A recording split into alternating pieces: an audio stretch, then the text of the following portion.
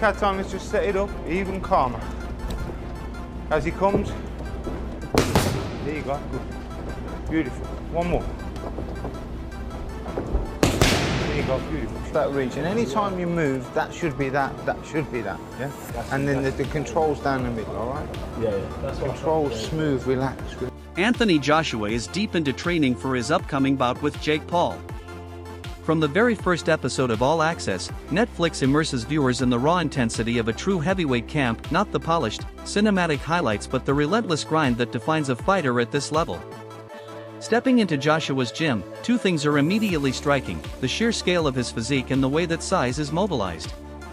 He is not just a large man, every muscle seems engineered for explosive, purposeful movement, compacted under skin that still stretches with agility. The episode lingers on quiet, deliberate moments, Joshua adjusting his shoulders, rotating his hips, or delivering a casual shadow punch. These gestures, seemingly effortless, are rehearsals for rhythm and precision. His strength and conditioning work stands out because it is not about showmanship, it is functional, refined, and directly applicable to the ring. Within minutes, viewers see him lift massive weights, only to switch to fine technical adjustments on the pads with his coach, a duality that underscores the meticulous nature of his preparation. With AJ from his Instagram on Saturday night, right? And he was like in with, was it Skins, I think? Yeah. With two girls, right? Going, great to be out of the gym, enjoy, you know. So my mate sent me a message going, are you happy about this? Right? Going, yeah, I know, yeah. He goes, and I was quite surprised. I was like, oh, he didn't stop saying how tired he was the other day. Do you know what I mean? So I sent him a message going, not too late, please. Yeah. And he comes straight back with a picture of me on the couch going, this is me now, don't worry. The good thing is though, if people are like from his camp, they'll be naive enough to go, oh, he's out and about. Yeah, you know what I mean? Like, he didn't take it this seriously.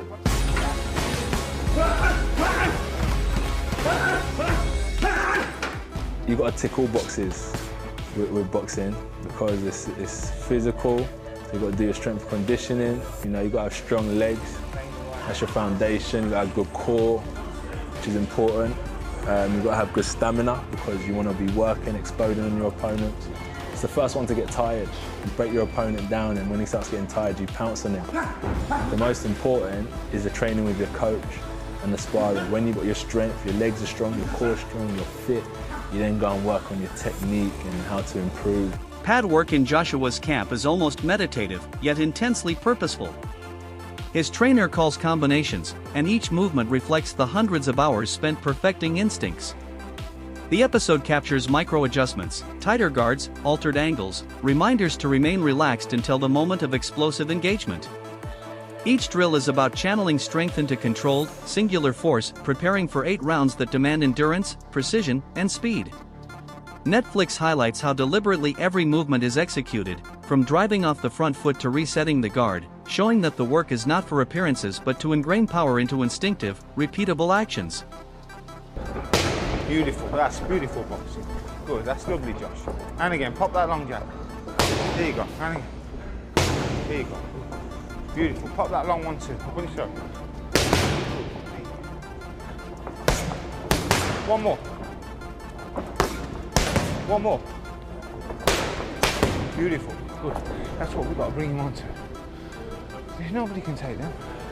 Who can take them? Nobody. Yeah. Downstairs.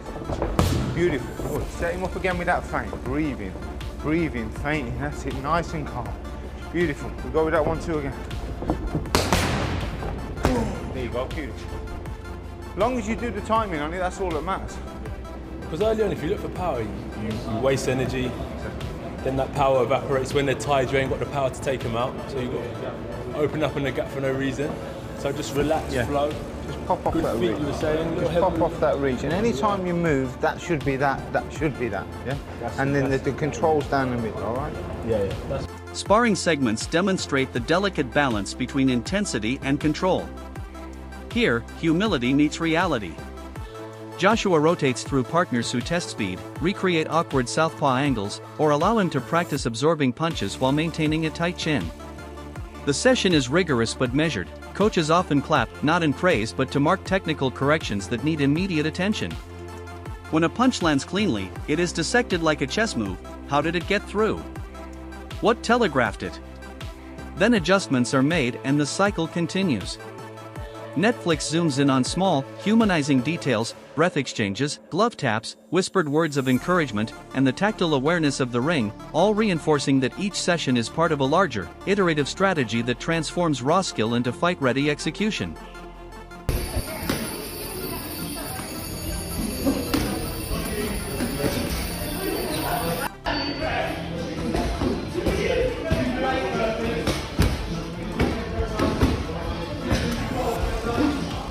Heavy bag work is a window into Joshua's kinetic engine.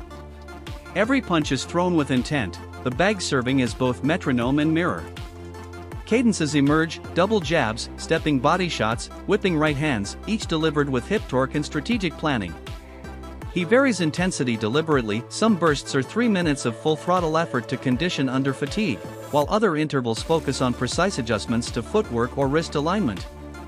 These sessions sculpt endurance, accuracy, and the capacity to deliver power consistently under physical strain.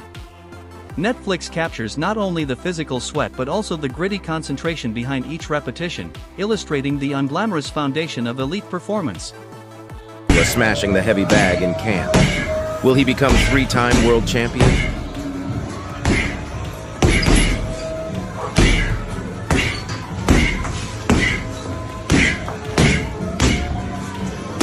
The show also reveals quieter, introspective moments. Joshua is seen resting between rounds, face mask on, heart monitor tracking, highlighting that this is far from a celebrity showcase. His training is surgical, calibrated for maximum efficiency. The narrative touches on pressures since his last knockout loss in September 2024, when questions arose about whether he could reclaim dominance. The footage portrays him addressing these doubts publicly and privately, blending rehabilitation, technical refinement, and mental preparation. Off-mat conditioning is equally rigorous, sled pushes, uphill sprints, carrying unconventional weights, all designed to maintain mobility and explosiveness despite his size.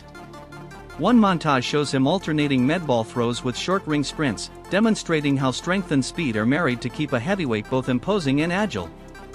The show emphasizes strategic adaptation for an 8-round professional fight. Unlike a traditional 12-round title bout, this match demands urgency and sharpness. Coaches are seen managing rounds like a countdown timer, ensuring every session instills precision over attrition. Human moments punctuate the intensity, joking with sparring partners, playful exchanges with his strength coach, checking in with family, all underscoring his motivation beyond the gym. All Access frames Joshua as more than muscle and spectacle. It presents a heavyweight with the scale of a colossus and the meticulous focus of a craftsman. Every drill, bag thud, and pad correction is part of the architecture for one night. Netflix grants a backstage pass to this labor, showing both the public and private dimensions of preparation. The result is a portrait of force refined into purpose. On fight night, viewers will witness not only size but deliberate, honed intention. Relax. Last minute, mate, that'll do you then. Uppercut. Good. Right hand. Good. Good. Left hook high. Good. Uppercut high. And again. As the fight between Jake Paul and Anthony Joshua looms closer, the boxing world has erupted with predictions, analysis, and strong opinions. Former heavyweight champion David Haye spoke candidly to Sky News, warning that Paul is risking everything by stepping into the ring against Joshua, a 6 feet 6 inches Brit and 2-time heavyweight title holder. Haye did not mince words. Early betting odds reflect the danger, casting Paul as a heavy underdog, and he suggested that the fight could even be his last day on earth. He stressed the seriousness of the matchup, emphasizing Joshua's clean athleticism and devastating power. Haye's concern extended to officiating, noting that a compassionate referee would be essential if Paul found himself pinned against the ropes under Joshua's relentless assault. In reality, it shouldn't go ahead. There's no reason for it to, he concluded, highlighting the sheer disparity in experience and physicality. On the other hand, Louis Durkin, president of the Association of Ringside Physicians, offered a contrasting perspective to USA Today Sports. Durkin emphasized that there are no inherent safety concerns with an 8-round professional bout between the two fighters. While Paul is unquestionably an underdog, he possesses real skills, and Joshua, though elite, is slightly past his prime. According to Durkin, it should be a good match, and I think there's a strong chance it goes the distance. He pointed out that much of the concern around Paul's safety stems from bias against a YouTuber rising quickly through the ranks. While size and experience differ on paper, Durkin argued that the matchup does not present a serious safety risk. He clarified that questions about whether Paul deserves the fight are separate from questions about the level of danger involved. Amid these professional analyses, Paul's personal world reflected the magnitude of the moment. Revealing that he had signed to fight Anthony Joshua caused genuine shock and concern among his family. He shared the news through FaceTime calls with each family member, recording their reactions and later uploading the clips to his YouTube channel. The responses were revealing. His mother, visibly shaken, admitted she was terrified, while his father, Gregory Paul, initially laughed in disbelief but quickly voiced his support, marveling at the potential shockwaves of a Paul victory. When Jake told his brother Logan Paul, Logan's reaction was a mix of astonishment, fear, and excitement. "Holy, let me just take a second. Is this motherfucker out of his mind?" Fans watching the clips online shared that same mixture of apprehension and thrill. Jake Paul is no stranger to high-risk bouts. Earlier this year, he defeated Julio Cesar Chavez Jr., who, despite being 39 at the time, was a seasoned professional. He followed that with a unanimous decision victory over Mike Tyson, who was nearing 60. Yet, despite these accomplishments, the Joshua fight represents a far larger leap in challenge. Standing tall and packing immense power, Joshua has famously dispatched elite opponents such as Vladimir Klitschko and Alexander Povetkin. The stakes of the fight gained an additional layer of intrigue thanks to comments from Saudi boxing chief Turki Alshik. In an interview on Thaw Boxing Voice, Alshik expressed a desire for Joshua to decisively defeat Paul, stating that a knockout would alleviate the complications of dealing with Paul. At the same time, Alshik warned that if Paul were to prevail, it would signal a seismic shift in the boxing world, potentially elevating Paul to an official ranking. Alshik voiced confidence in Joshua's ability to dominate and expressed that he wanted the fight to feel thorough and conclusive, emphasizing that Joshua possesses the power to finish Paul decisively. Boxing analysts remain divided. Many believe Joshua's size and punching power could result in a swift first-round victory. However, rising heavyweight Lawrence Aioli suggested that Joshua might not seek an immediate knockout, noting that if Paul lands meaningful punches early, the dynamic could shift, producing a more thrilling contest. Despite the debates, stepping into the ring with a former heavyweight champion like Joshua marks a significant moment for Paul. Fans and fellow fighters alike are beginning to recognize the magnitude of the challenge and the respected commands. The personal dimension of the fight is highlighted in the YouTube exchanges between the Paul brothers. Logan questioned Jake incredulously, "When you called out Anthony Joshua, were you on cocaine? Why did you do that?" Jake's response was bold and calculated, "So I can be the heavyweight champion of the world. His chin is gone, but he is still Anthony Joshua." Logan, recognizing Joshua's power and technique, pressed further, noting his skill and rhythm, to which Jake emphasized raw strength and confidence, "Just power. No rhythm, no skill, just power." These exchanges underscore Jake's mindset: unapologetically ambitious, confident in his own abilities, and aware of the enormity of the task ahead. Is that a real conversation? Jake's a fucking lunatic, and it's probably real. I saw Joshua knock out Francis Ngannou, and the guy was like out cold for 5 minutes. And this is a guy who had never been knocked down, let alone knocked out. If he steps in the ring with him, and actually a bell rings and there are punches thrown, every bit of Jake Paul is not a real boxer. Jake Paul, at 28 years old, has built an impressive 12-1 boxing record, primarily by defeating older, smaller, or less experienced opponents. Yet stepping into the ring with Anthony Joshua represents a dramatic escalation in challenge. Important details regarding the rules and setup for the December 19th bout were confirmed in an official press release. At its core, this will be a professional heavyweight fight, recorded officially on both fighters' professional records. Makisa Badarian, co-founder and CEO of Most Valuable Promotions, confirmed that Joshua's weight will be capped at 245 pounds. The fight is scheduled for 8 rounds of 3 minutes each, a format that requires both intensity and strategic pacing. Earlier this year, Paul proved his endurance over longer contests, outlasting former WBC middleweight champion Julio Cesar Chavez Jr. in a 10-round bout, and managing a full 24-minute match against Mike Tyson. On fight night, both Joshua and Paul will wear 10-ounce gloves, the same size Joshua used when knocking out elite opponents like Francis Ngannou and Vladimir Klitschko. The use of these gloves signals that both fighters are approaching the match seriously, with knockout intentions, rather than treating it as a spectacle. Anthony Joshua enters the fight motivated by redemption. Following his knockout loss to Daniel Dubois in September 2024, he has taken time away from the ring but now vows a major comeback. In a press release, Joshua stated, "No mercy. I took some time out and I'm coming back with a mega show. It's a big opportunity for me. Whether you like it or not, I'm here to do massive numbers, have big fights, and break every record whilst keeping cool, calm, and collected." His words emphasize not just personal vindication but the broader spectacle he intends to deliver, highlighting the magnitude of the event. The matchup has also drawn commentary from prominent figures outside of boxing. Dana White, CEO of the UFC and Zuffa Boxing, acknowledged the controversy and intrigue of the fight. He hinted that one of the era's most formidable heavyweights could theoretically end Paul's rise, but he admitted the spectacle would attract huge attention. "Oh Jesus, that's a bad idea. But let me tell you what, a lot of people will watch that one." "Sure, I'll watch. You know what everybody's tuning in for on that one? I think everybody's going to get what they've finally been waiting for."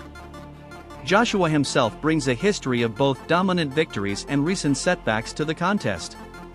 Last year, he decisively defeated Niano, a former UFC heavyweight champion, in 2 rounds, demonstrating his striking power and precision. However, his loss to Daniel Dubois in 5 rounds remains a blemish he is eager to erase. Facing Paul presents a strategic and lucrative opportunity, setting the stage for potential follow-up bouts, including a February fight in Saudi Arabia and perhaps a high-profile showdown with Tyson Fury later in the year. The boxing world, meanwhile, watches with anticipation. Critics abound, ready to see Paul tested against one of boxing's most feared punchers.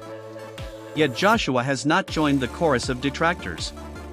He recognizes Paul's journey in combat sports, which began with crossover bouts against fellow YouTubers before transitioning to more serious opponents, including aging MMA veterans.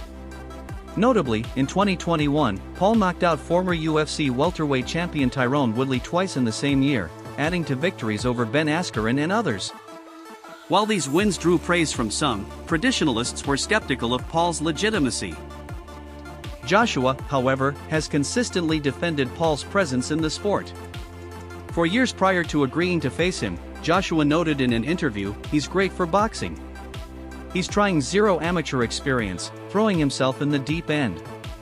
He'll probably learn a lot more than a lot of fighters. Good luck to him." Joshua's perspective frames Paul as a competitor willing to take risks, learn, and grow under pressure, rather than merely a social media provocateur. Paul, in response to skepticism about his record and choice of opponents, chose to confront the ultimate challenge by arranging a high-stakes bout with Anthony Joshua, aiming to prove his legitimacy in the ring. The clash is more than a fight, it is a statement, an intersection of skill, spectacle, and the unrelenting ambition of a fighter willing to step into the deep end.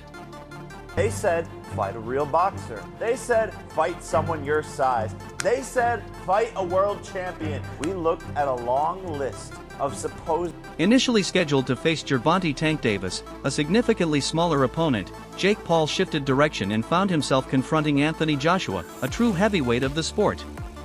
At his peak, Joshua ranked among the elite heavyweights globally, boasting a string of high-profile victories. Paul openly acknowledges the magnitude of the challenge. Joshua represents the toughest opponent he has ever faced, far surpassing the UFC veterans and journeyman boxers that have made up most of his prior victories. He is now set to face a legitimate heavyweight with devastating one-punch knockout power, a 2-time world champion and Olympic gold medalist. Paul candidly reflected on the contrast between their backgrounds. While he was winning Olympic gold, I was filming vines in high school. AJ is a knockout artist with fights that have literally ended in seconds. I'm not going to lie, I'm a little scared. He also addressed the external pressures surrounding the bout, noting, and yes, little Josh is signed to my enemy, Eddie Hearn. I know Eddie and all of you naysayers are saying that I wouldn't take this fight. Talk is cheap, my friends, but guess what? You're not alone. My friends and family couldn't even believe I was taking this fight. The fight with Joshua was arranged on short notice after Paul's scheduled bout with Davis fell through. Reflecting on that change, Paul said, "Here's the truth. He, Davis, had a past of many arrests and accusations, but everyone has a past. We accepted that. But when you bring the past into the present with domestic violence, you are out.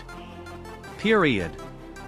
The reality is Gervonta fumbled the biggest bag of his career and ruined a relationship with the biggest streaming platform in the world.